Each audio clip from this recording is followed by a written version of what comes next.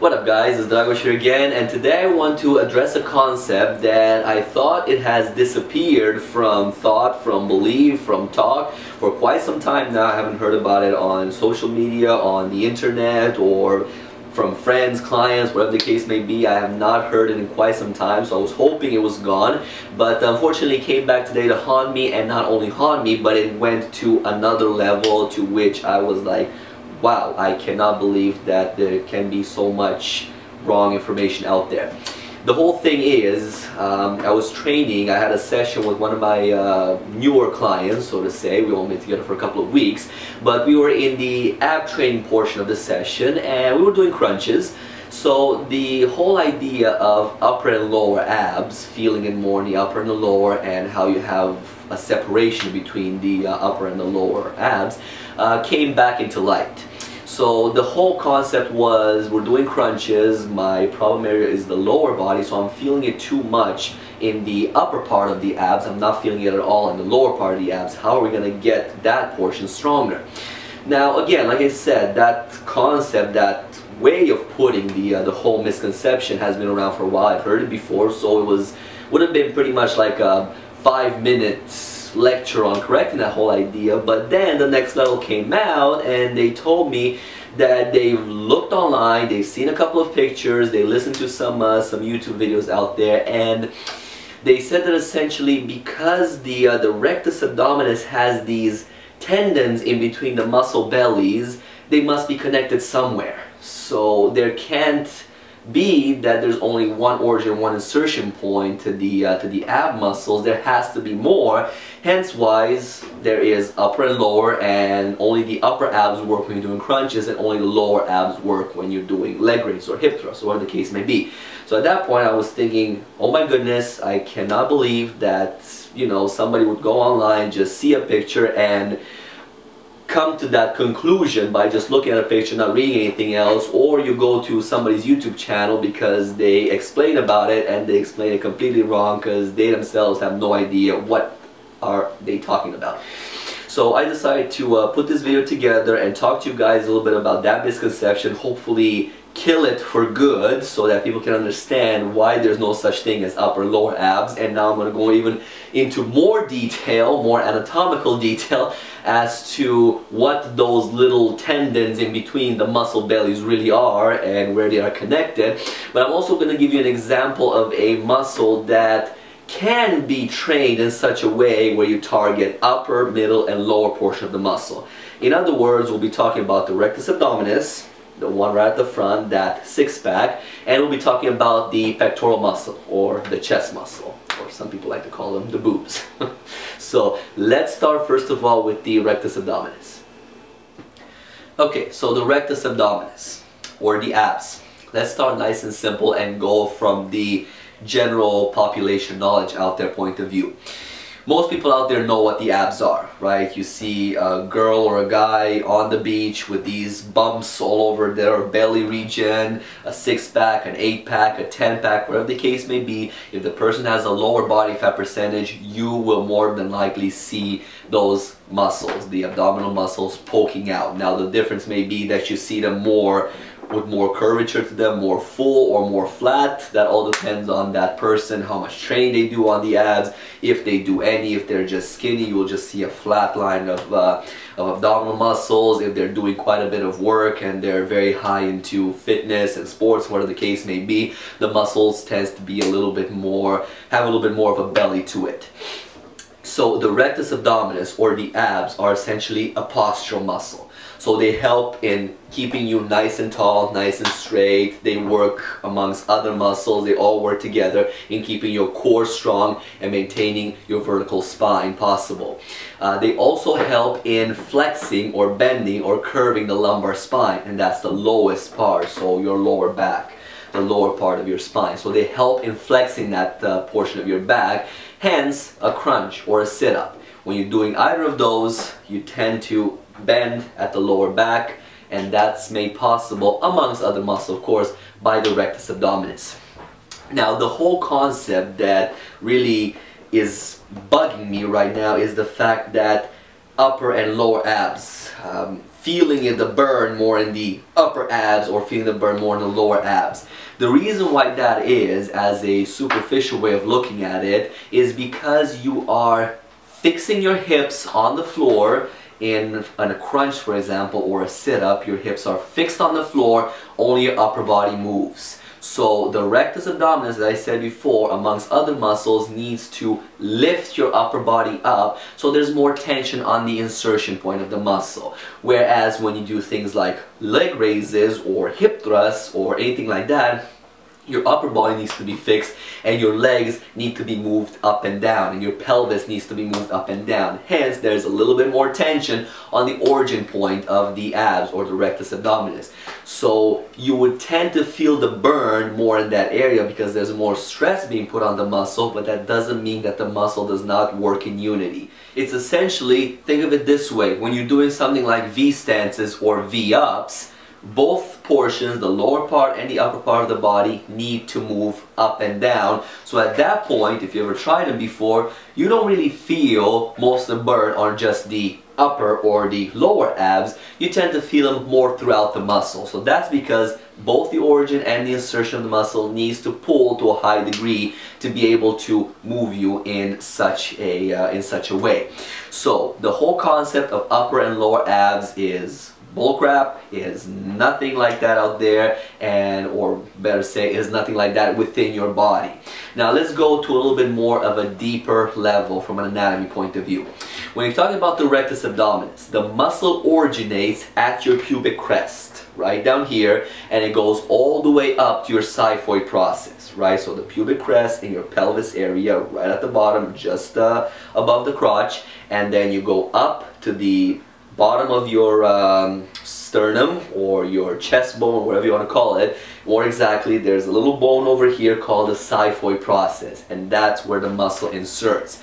Now, the fact that there is these tendinous connections in between the muscle bellies, and this is what my client was referring to when they said that there's tendons in between the muscle bellies, hence they must be connected somewhere. They're not connected anywhere except from one belly to another, so they're connected between themselves. This is what makes the muscle a little bit stronger. So when you look at a picture of a rectus abdominis, you want to go and Google it right now and have something in front of you so you know what I'm talking about. It's essentially, like I said, the origin at the pubic crest goes all the way to the xiphoid process. It's anterior to the body or in the front of the body, and it goes on both sides. Again, you probably don't need a picture to see that. You probably know that from yourself or from seeing other people. They're connected to each other with this tendinous connection, but vertically, when you go to connect the two sides together, it's connected by the linea alba. Okay, so there is tendon right in the middle of the two towers of muscles, and then the muscle itself in between the bellies has this tendinous connection in between it. So like I said, that is only connecting the muscle bellies from one belly to another, creating that six-pack effect or look or whatever you want to call it. So if it's not just because to make it more aesthetically pleasing, but it also makes the muscle stronger. You have to put it this way, that when you're doing a crunch or when you're doing a leg raise, of course there's other muscles working to it, but there is a high demand on a very long muscle. The rectus abdominis is a very long muscle. So there's a high demand on it to be able to lift your upper body up or lift your legs up and lift the pelvis up. So there's a lot of work that this muscle needs to put into it. So the way to make it stronger is by these tendinous connection. If it's a rope or a string, is way stronger if it's a little bit shorter than if you have this long, huge, thin string that when you pull on it is just going to essentially rip. So the load that is demanded of this muscle, the tendinous connection just makes it that much stronger. But that doesn't mean that it goes and connects anywhere else, because A, it wouldn't have anywhere else to connect because you're talking about the abdominal section of your body. So all you have behind that is organs, obviously a few other muscles, but mainly organs. The only other place you would go to is your lower back, right? Your lumbar spine, and there is no way there's any tendons connecting through your organs or any kind of Mickey Mouse stuff that will get you from the front of your body to the back of your body straight through. So So there's only one origin of that muscle going from the pubic crest all the way up to the xiphoid process or the bottom of your sternum. You have two, what I like to call, towers of the muscles connected together midway by the linea alba, and in between the muscle bellies you have these tendinous connections that make the muscle stronger. So there's no such thing as lower abs, there's no such thing as upper abs, and when you are training the muscle, you are working it in one unity from top fiber to the bottom, and those tendinous connections are what is helping it. And now to make the concept of working different parts of the same muscle a little bit more clear, like I said in the intro, I'm going to tackle another muscle as well and hopefully paint this picture a little bit more clear for you guys. And we're going to talk specifically about the pectoral muscle or the chest muscle. So when you're doing push-ups, when you're doing bench presses, when you're doing chest flies, all these things are worked on mainly by the pectoral muscle, or pectoralis major. Again, there's other muscles at work here, but we're just going to focus on the pectoralis major. Now, this one, you've probably seen people do things like incline chest presses or incline push-ups and flat bench presses or decline bench presses or decline flies, whatever the case may be. But there's always this angle factor to the whole thing. And what I'm talking about is, if you haven't seen it, haven't been in the gym, I put a couple of videos together of the different kinds of incline flies on a cable. So let's check those out first so you guys can have a better picture of what I'm going to describe.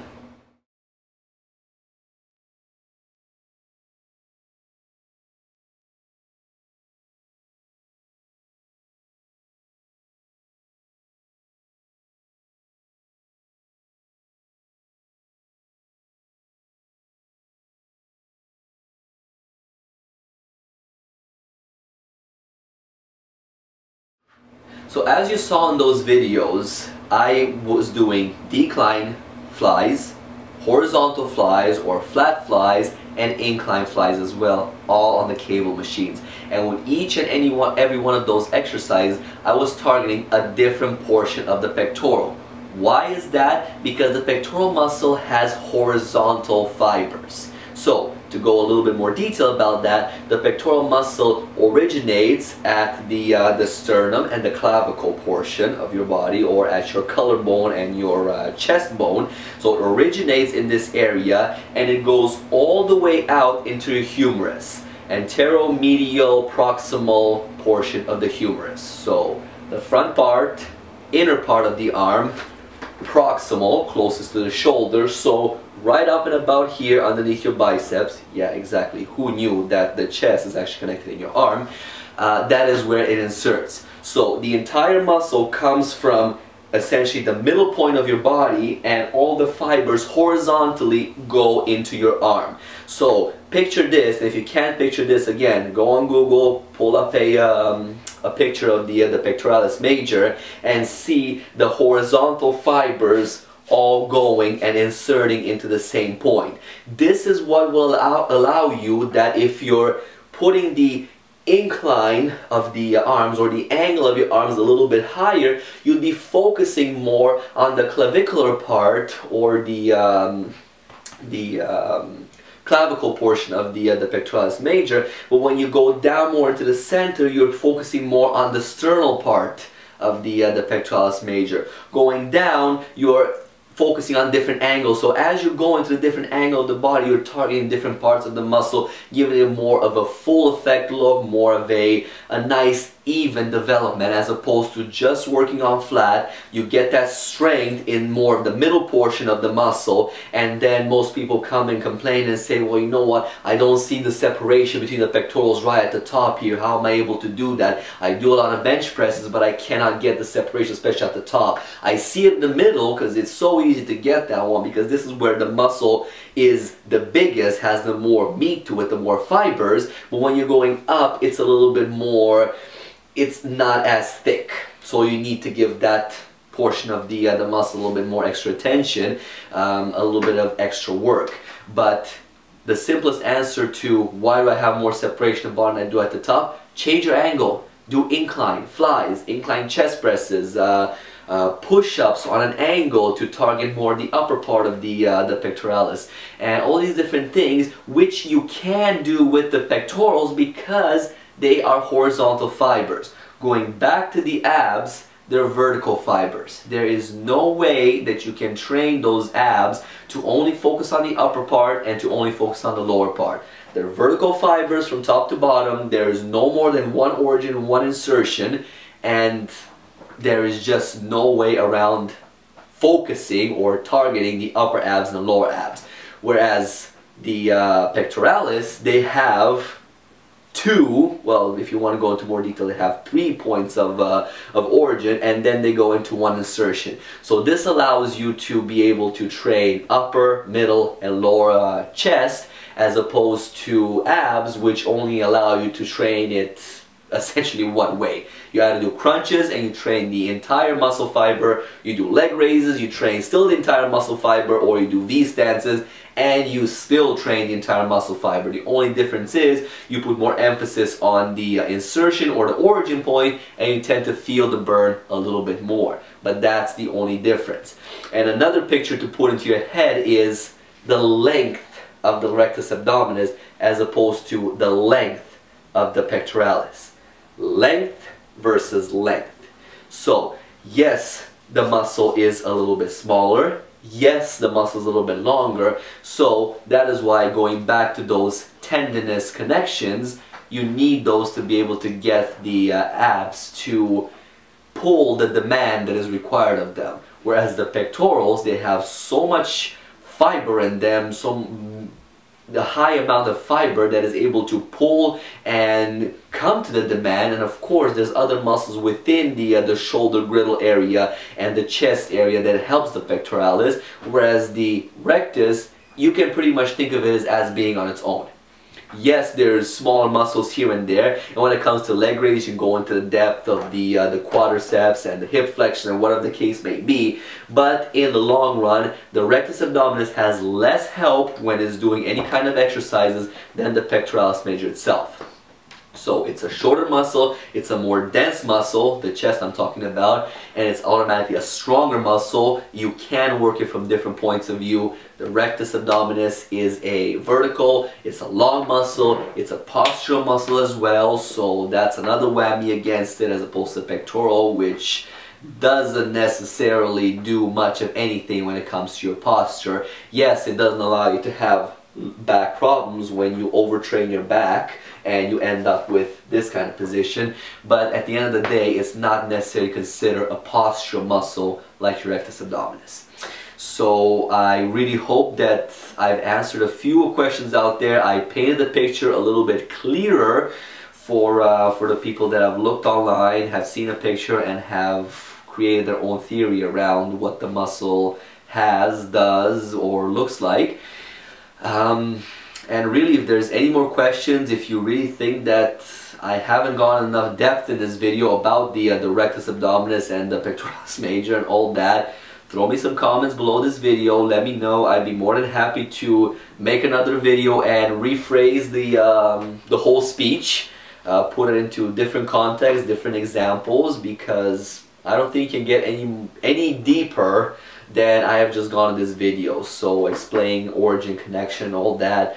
I just encourage everybody out there that if they listen to a video, even to this one, if you haven't seen any of my previous videos, if you don't know if I have an idea what I'm talking about or not, go out there and research a little bit more, but don't just look at pictures. If you're not familiar with the human anatomy or muscular physiology or whatever the case may be, if you're not too familiar with that, research it. And probably your better choice than Googling it is to actually go to a library and find a textbook or a book itself that actually explains, and you know that that information has validity behind it, as opposed to Google, when you can go and any Mickey Mouse or Donald Duck out there could have posted the information of what they know about the muscle. So check out, do your research, take every video you see out there with a little bit of, like they say, with a grain of salt, and really question everything. Is this person right? Does this person know what they're talking about? Let me see if there's anybody else out there or any other sources out there that can back up what they're saying. Because really, at the end of the day, everybody knows something, and some people don't know anything at all, but they still want to make videos, they still want to post up information, and they throw people off whack. They just butcher the information in such a way that people then come into the gym, come to a session with all these ideals that I saw X, Y, and Z talking about this muscle, and here's what they told me about it. What are you doing? You're training me wrong. So again, I hope that I've answered a couple of questions. I was able to give you a little bit more of an information, more of an insight from the muscle anatomy point of view and the muscle physiology of how it moves and what you can do. And I hope the videos of the exercise themselves, if they haven't painted a clear enough picture in your head, you can always check out my my Instagram and my Facebook account. Everything, my usernames are at the end of this video, where I have way more exercises posted there. So there's way more chest exercises, way more flies, way more bench press and things like that you could probably paint an even better picture for you guys. So give me a follow there. If you're already there checking out my videos, might as well give me a follow too, because I post a lot of things, motivational pictures, motivational videos, and more examples that you yourself can use towards your workouts. Make them better, make them more effective, make them more fun, or make them different if that's the only thing.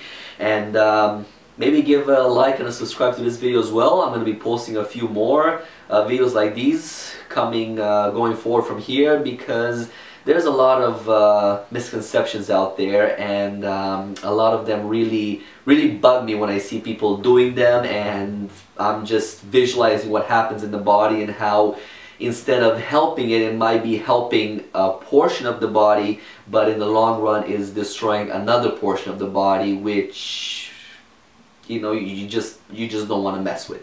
So give me a like, give me a follow. I'll be posting more of these videos and hopefully open some eyes out there as to how the human body works and how some people try to tear it apart by doing different exercises that they've seen on so-and-so's video, that they've done it and they look jacked, so they must know what they're talking about. So get informed first before you do an exercise out there. Until my next video, stay fit, stay healthy, and have fun in the gym. It's not as bad as some people say it is when you go to work out. It might hurt, but it's a good pain. Have a good one, guys.